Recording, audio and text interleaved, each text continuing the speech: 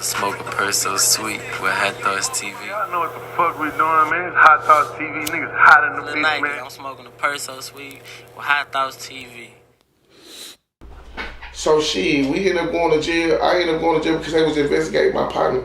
So I ended up going to jail with my partner and went through booking. I was wanted in Brazoria County and I was wanted in Houston County and Crockett, Texas.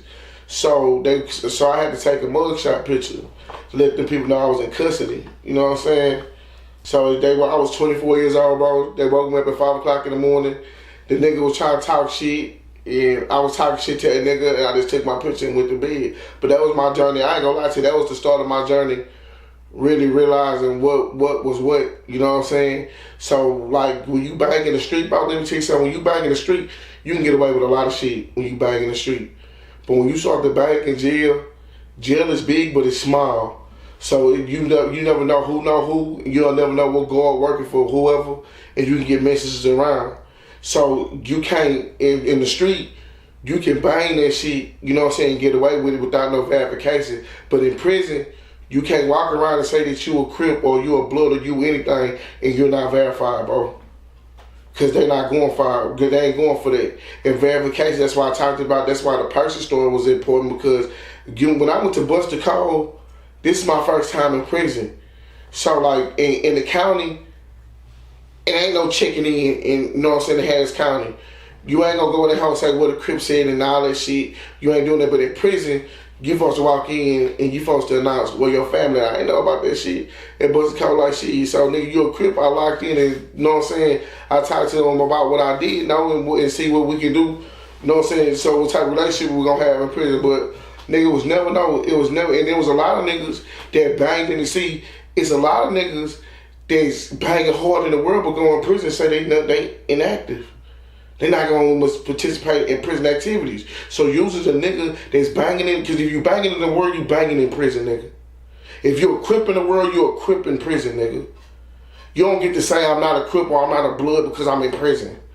But you got niggas that's saying right now, if the niggas in the cell can really see what's going on these cell phones, you cannot say that you not none of this if you ain't gonna talk to no nigga, if they ain't check you, or you ain't had, like, if you ain't introduced to your people. And then when you in jail, nigga, how many meetings did nigga you hear niggas saying, you hear more niggas saying they going to a meeting in prison versus in the world.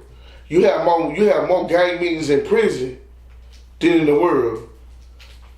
Family meetings I've been to, because I want to be politically correct. I'm not about to talk about nothing that motherfuckers can connect shit to, but I've been to more meetings with the fam in jail versus the world. So in jail, the reason why you have meetings with the fam from different cell blocks so they can be familiar about who you are.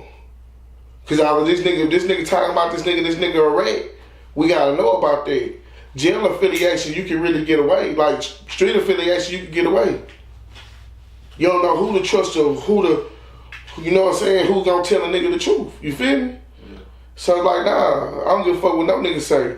When I was on Ferguson, I was banging.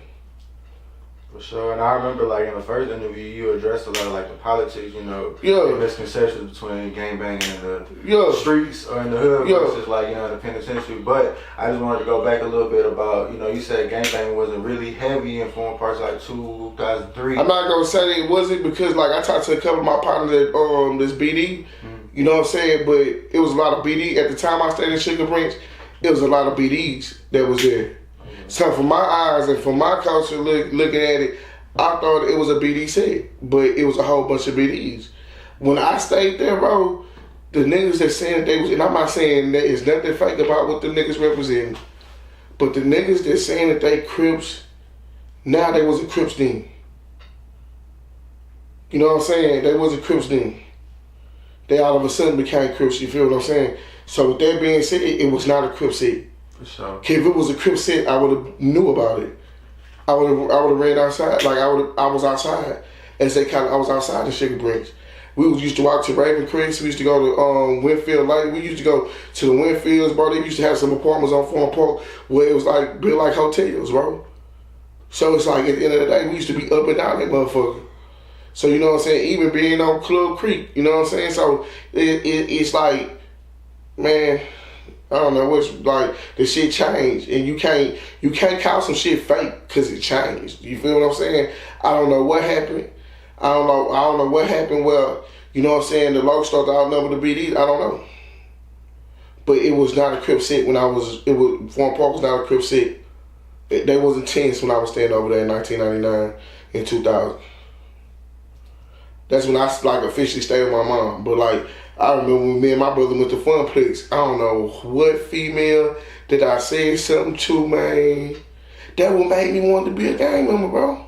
Cause I'm from the southeast side where I'm just squabbling, we represent hoods and shit, but really wanted me to be a gang member when me and my motherfucking brother was at Funplex and I called somebody a bitch and I called the female, whoever this female was, her brother was some BDs. My brother took one in the chin for me. That nigga punched my brother square in his mouth and bust my brother's shit. And after that, I ain't gonna lie to you, I was mad than a bitch because I'm like, I could afford, but it was just us. You feel what I'm saying?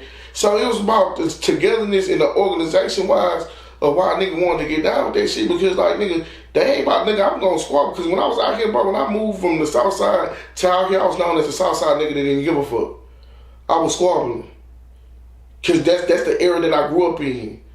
Like, you gonna have to fight. It ain't gonna be you gonna sit over here and walk down here and these other niggas ain't gonna check you. So when I stayed on Foreign Park, yes, I got checked. And I did not get my ass whooped either. But yes, I got checked. Them new niggas won't know that shit because the reason why them new niggas won't know that shit, because when I was doing that shit, when I was in the 8th grade, in the 7th grade, my nigga, you was in the 1st and 2nd grade. So you had no knowledge of nothing. You ain't gonna know me because, yeah, in reality, as I look at the picture, I'm an old ass nigga. I'm old.